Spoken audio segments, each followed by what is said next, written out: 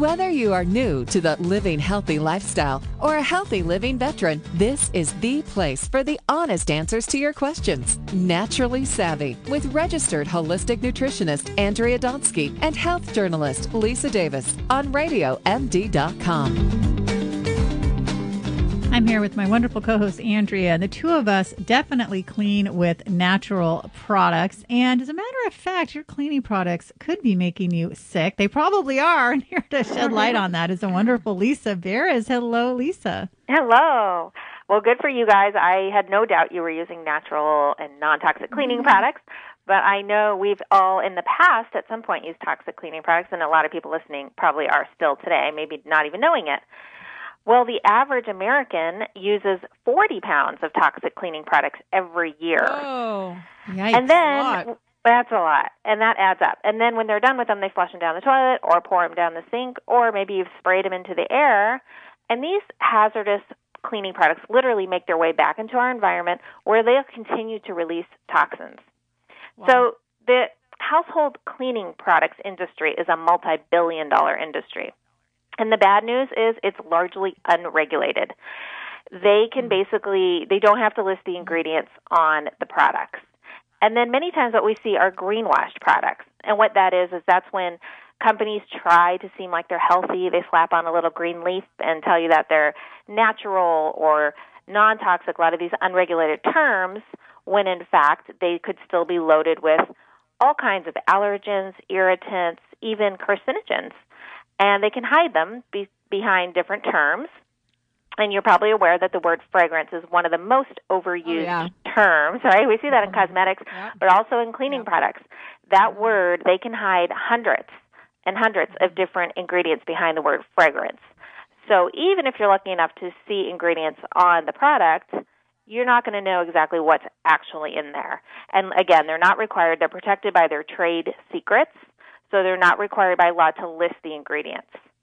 I like that you talked about the greenwashing products because I really believe that companies are hiding behind them. And like you said, there are still chemicals in these greenwashing products. So, I guess for people, I always used to say we used to work, we work with brands that are non-toxic. And we always used to say if there's a skeleton on it with crossbones, that's a good indication that you shouldn't be using the product. Really, even if they're not listing their products, I think that kind of, picture says it all, right? So the skull and bones is a red flag. Absolutely. Yeah. And actually there are terms that you can look for, which would be poison, danger, or fatal if swallowed, right? You'll see those on the back. And those are there for the acute symptoms. And they have to tell you that. They don't have to tell you the long term. And that's where we're really concerned with these chemicals is what are the long-term effects of using these. So the Environmental Working Group did a lot of research and put together a cleaning database with over 2,000 cleaning products.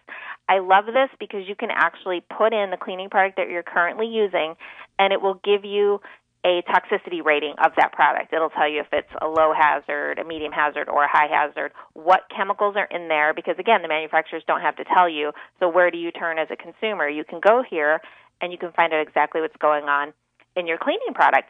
They found out with over 2,000 products, many of these turned up to be loaded with, of course, extremely toxic compounds, many of them banned in some countries, and other ingredients that were linked to blindness, asthma, cancer, and other serious conditions. And going back to your... I bet. What's that? I mean, it's one of the things I think it's important to know, too, is we did a video many years ago, and I remember we said it in the video that just because it's like reframing your frame of mind and not thinking just because it has that clean smell that it's actually clean, right? And the fact it's the opposite. If it has that chemical smell when you walk into a room or when you're cleaning, a lot of people got used to that, right? So it smells clean. Sure. But talk a little bit about that. Okay, because that's important. Fresh meadow scent and spring air and all of that. Oh, yeah. That basically means synthetic fragrance. And those are chemicals, petroleum-derived chemicals. These can be hormone-disrupting chemicals. They can actually put phthalates in there to help bind the fragrance to the product. Phthalates are basically, they intensify asthma, but they're associated with reproductive problems. You can also have VOCs, which are volatile organic compounds that off-gas into the air that you breathe. And VOCs can include everything from formaldehyde and benzene, which are both carcinogens. They're cancer-causing chemicals. So remember, masking the odor in your air, because that's what these synthetic chemicals do. They just mask the smell. Masking it isn't getting rid of it, and it's only causing you more harm. So go back to natural scents. I'm a big proponent of essential oils, 100% organic essential oils, and all you have to do is mix maybe 10 or 15 drops with water, and you can spray that in your home anywhere. That's so affordable, inexpensive. You can pick the scent that you like. And we have use a diffuser. Or use a diffuser. I love my diffuser. Oh my gosh. You do too? I love it. Diffusers are one of the best things. And then when you do smell an air freshener after that, you'll be sick to your stomach because you're so used to smelling something from nature. So speaking of air fresheners, in this EWG Cleaners database, they came up with the Hall of Shame, which were the worst cleaning products on the market.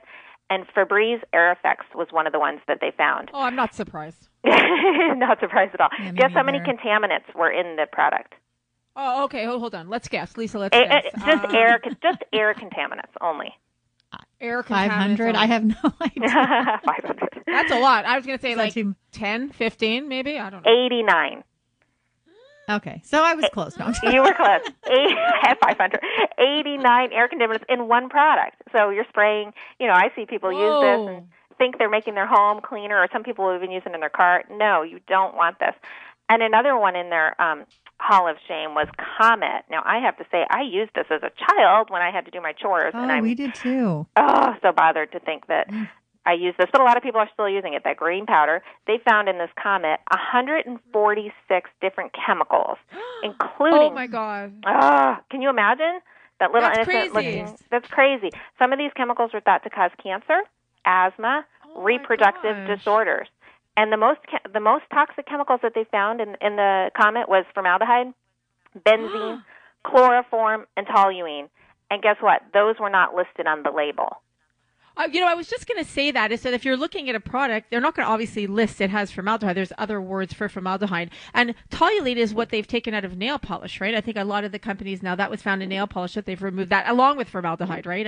That's exactly right. Yes. And, formaldehyde and toluene are, people, have become aware of that in nail polish, but, it's still present. Formaldehyde is one of the biggest indoor air pollutants. It's in so many products, not just our cleaning products. It can be in our personal care products. It can be in our pressed wood, our kitchen cabinets, anything permanent pressed. So we're getting sidetracked there. But I do want to mention, you talked about the 1,4-dioxane is a byproduct of the manufacturing process called ethoxylation. So anytime you see ethoxylation or anything like that, you could have 1,4-dioxane, which is a carcinogen as well. And so that's how they get away with kind of hiding terms. So you pick up this label, even if they do list it, you don't know what half of these technical terms are. So you really look at what I'm really trying to reiterate here is you want companies that are giving you full disclosure. They need to tell you everything that's in the product. They need to have certifications. So look for third-party independent certifiers that say, yes, in fact, this product is non-toxic or green certified. And finally, make your own. You can use products, ingredients from your kitchen like vinegar, lemon, olive oil, essential oils, and make everything you need to clean your entire home. That's actually a good point, Lisa. Unfortunately, we're out of time for today, but, I've been using water and vinegar, and is that just as effective as using, let's say, another natural cleaning product? Absolutely. I love vinegar. Vinegar and water is great for mirrors and glass, and you can add essential oils to make it smell nice, too. Awesome. Okay, good. So I'm going to continue using that because I'm a big fan. All right. Well, Lisa, as always, the time flies and we love the information. Such a wealth of knowledge. You can learn more from Lisa and Ron at ronandlisa.com, and you can follow them on Twitter at Ron and Lisa. I'm Andrea Donsky along with Lisa Davis. This is Naturally Savvy Radio on Radio MD. Like us on Facebook and follow us on Twitter at Your Radio MD and at Naturally Savvy. Thanks for listening, everyone. Ditch those chemical cleaners. Bye-bye. Stay well.